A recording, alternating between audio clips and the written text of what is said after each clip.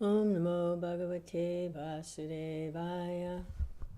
Om Namo Bhagavate Vasudevaya. Om Namo Bhagavate Vasudevaya. Srimad Bhagavatam, Canto 5, the creative impetus. And this is chapter 20, studying the structure of the universe. And verse 39. And Sukadeva Goswami is relating to Maharaj Parikshit information that he heard directly from Srila Vyāsadeva about the structure of the universe and the different living entities who live in different parts of the material creation. Very detailed knowledge, information, size, length, depth, what the activities are, how the different residents approach the absolute truth, from what angle, what their spiritual practices are, what their geography is like. And this is information that can't get any other way except by hearing. This cannot be perceived with our material senses by direct perception. So we're hearing from those who know. And this is the translations and commentaries by His Divine Grace A.C. Bhaktivedanta Swami Prabhupada, who is the founder Charya of the International Society for Krishna Consciousness. So this is text 39. On the top of Lok Aloka mountain are the 4 Gajapatis, the best of elephants, which were established in the 4 directions by Lord Brahma, the supreme spiritual master of the entire universe. The names of those elephants are Rishabha, Pushkarachyuta, Vamana, and Aparajita. They are responsible for maintaining the planetary systems of the universe. So here we have Lord Brahma, who is the supreme spiritual master of the entire universe.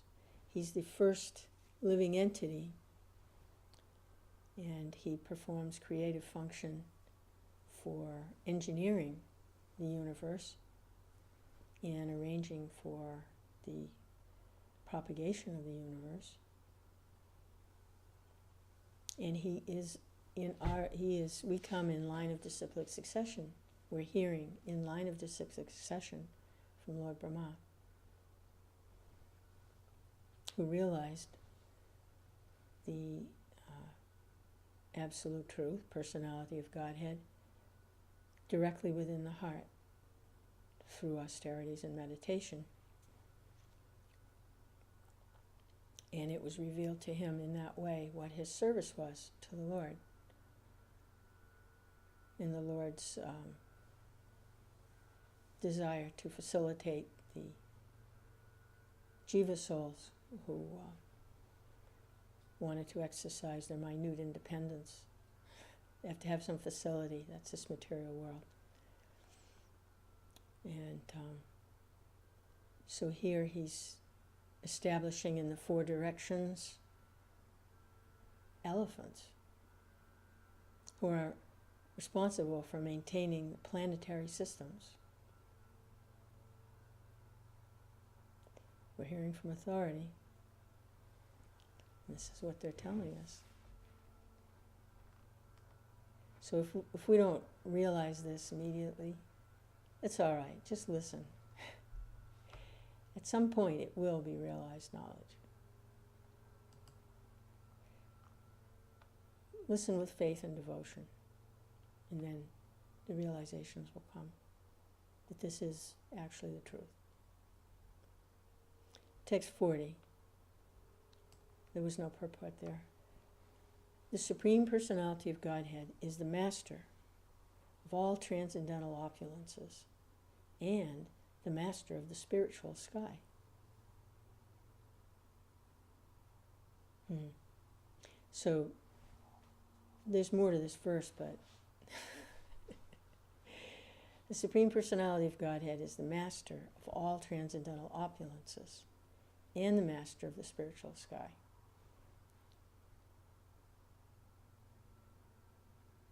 So any opulences, the opulences that we see in this material world are reflections of the actual opulences: strength, knowledge, beauty, renunciation, wealth, fame.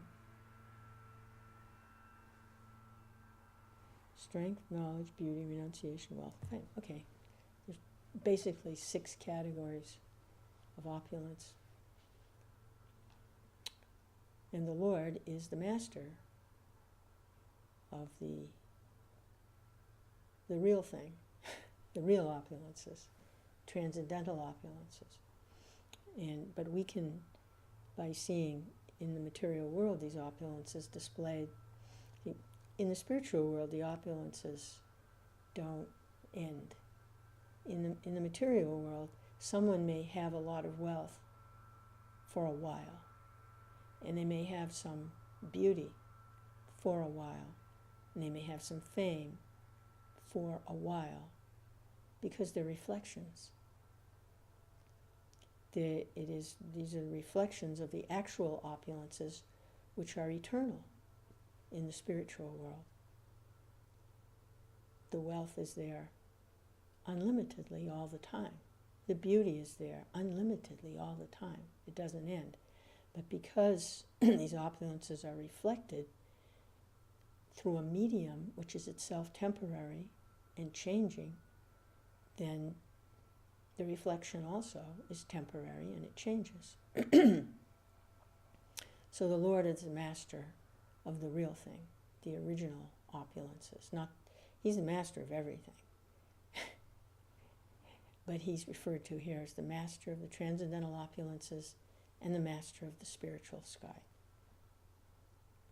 So more in the translation, he's the Supreme Person, Bhagavan, the super soul of everyone.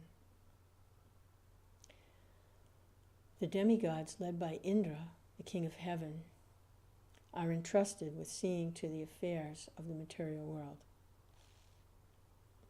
To benefit all living beings in all the varied planets, and to increase the power of those elephants and of the demigods, the Lord himself manifests himself on top of that mountain in a spiritual body, uncontaminated by the modes of material nature. Surrounded by his personal expansions and assistants like Vishvakshena, he exhibits all his perfect opulences, such as religion and knowledge, and his mystic powers, such as Anima, Lagima, and Mahima. He is beautifully situated, and he's decorated with different weapons in his 4 hands.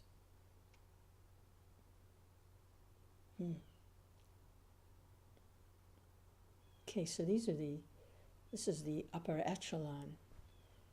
These are the elite in the material world. This is the realm of the demigods. And Lord Brahma is the chief of all the demigods. And Lord Indra, the king of heaven, is managerial. He sees to the affairs of the material world.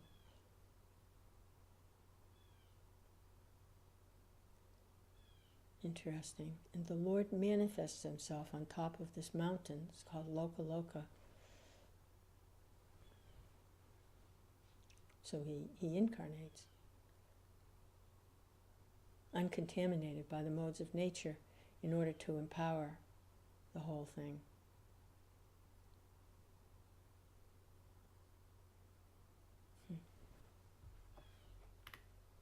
This is going on right now.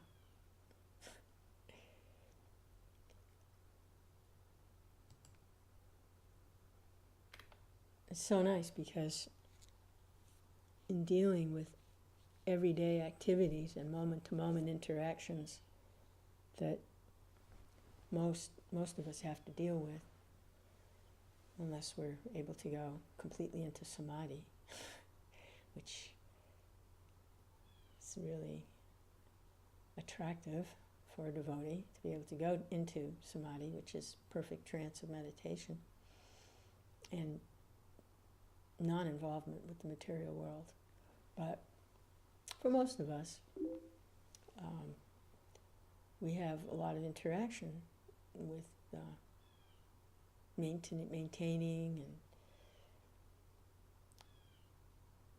the material body, maintaining a living situation or a work situation or a family situation, maintaining these things by our activities in the process of hearing and chanting and offering all of our activities to Krishna to reach a more purified platform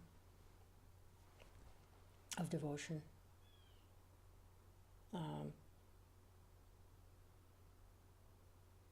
So by hearing about what's going on in other parts of the universe and how vast it really is, those things that loom up so overwhelming in an everyday activity, like maybe driving down the street and someone cuts in front of you. Oh, it's so horrible.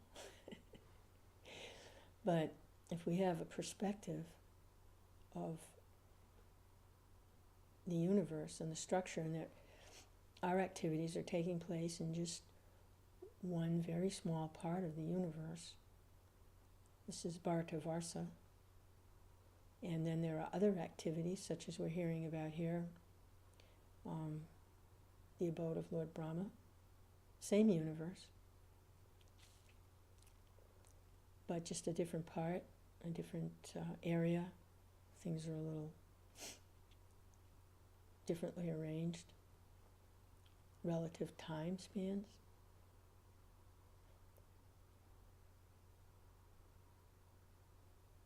Then kind of gives a little more perspective.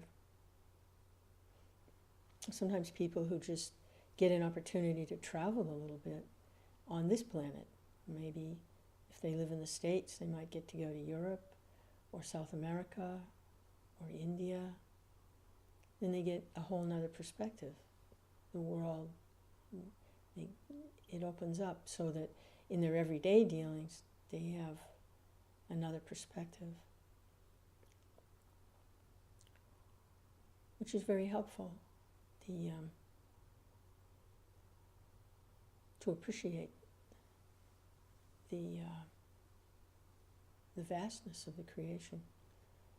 However, we can expand our perception, our consciousness of how great the material world, what a great expansion it really is, and how small and insignificant we really are, and how brief our stay here really is, then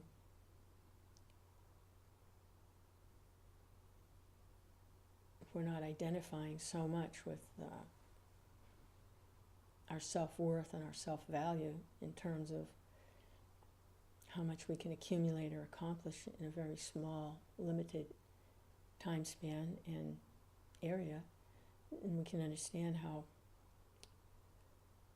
the spirit is unlimited, but we become limited by this material body and our identification with it. We become limited.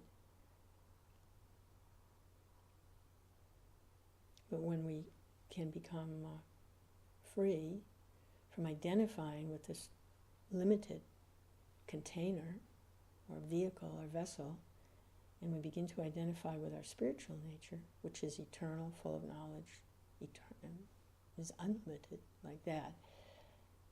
It's limited in quantity, it's minute, but in quality, there's no limitation. This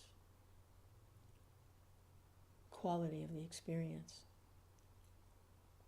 a relationship with the Lord.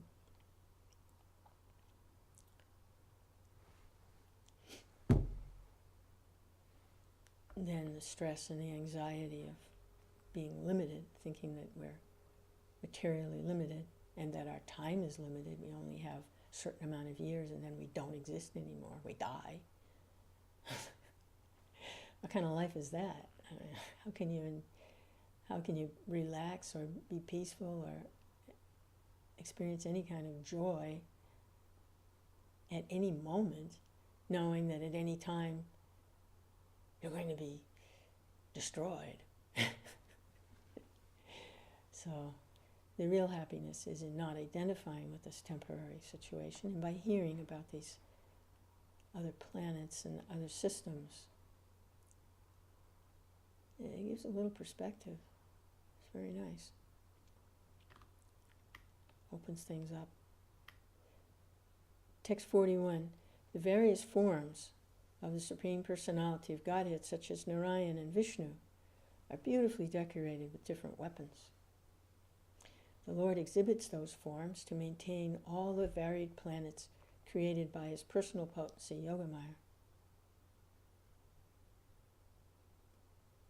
Yeah, Narayan and Vishnu.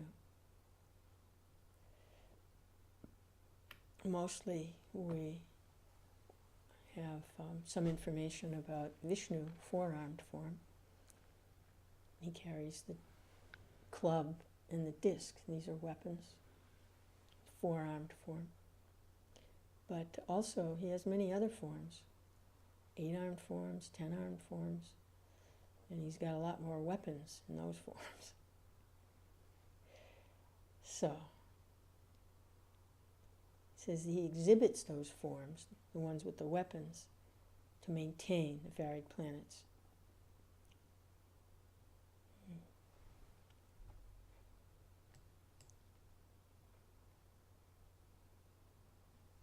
And the weapons are for the inimical forces. They're not for the devotees and the servants. They're to protect the devotees and servants. Like Kshatriyas. Kshatriyas have weapons, not to hurt the citizens, but to protect them.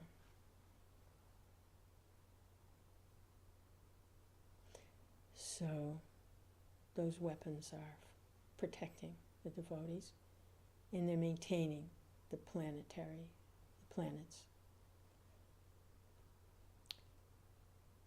Why? So that the living entities have an opportunity to make some advancement for going back home. They've come to the material world out of illusion and confusion about who they really are and what their own nature is, who the Supreme Personality of God is, and what the relationship to the Lord is of loving service.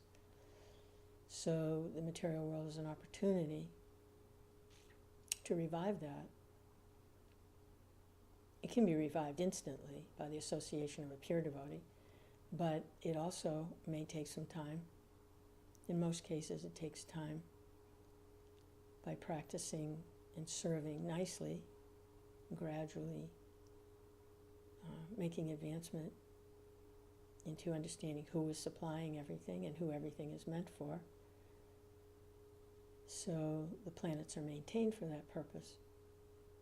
But if there are inimical forces, those who are out and out antagonistic toward the Lord, then a little weaponry is going to be required to back them off so they don't disrupt everything too much.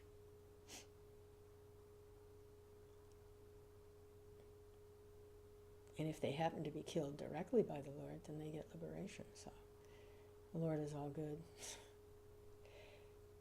Prabhupada's commentary. In Bhagavad Gita, Lord Krishna says, Sambhavam yatma maya. I appear by my internal potency. The word Atma Maya refers to the Lord's personal potency, Yogamaya.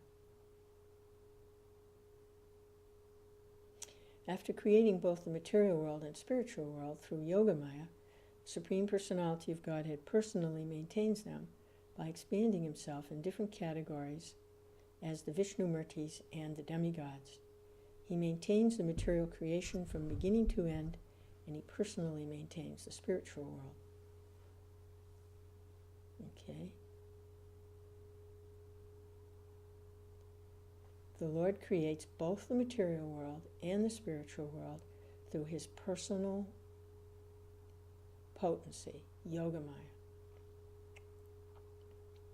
He maintains them by expanding himself in different categories as Vishnumurtis and demigods.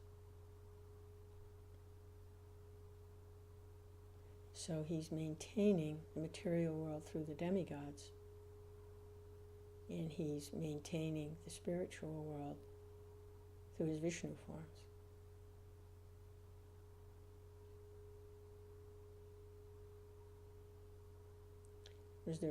There's no demigods in the Vaikuntha planets. That's a special expansion for maintaining the material world. But there are Vishnu forms in the Vaikunthas. He maintains the material creation from beginning to end, and he personally maintains the spiritual world. Okay. So he expands himself as the demigods to maintain the material world from the beginning to the end, and he personally expands in his Vishnu forms to maintain the spiritual world, which has no beginning and no end. It's pretty hard to get away from Krishna. You really have to be an illusion in order to think that you're separate from Krishna, because there's no such thing.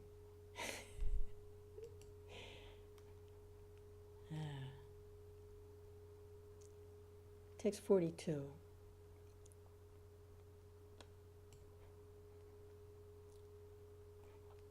Actually, I might have to stop there today and start with 42 the next time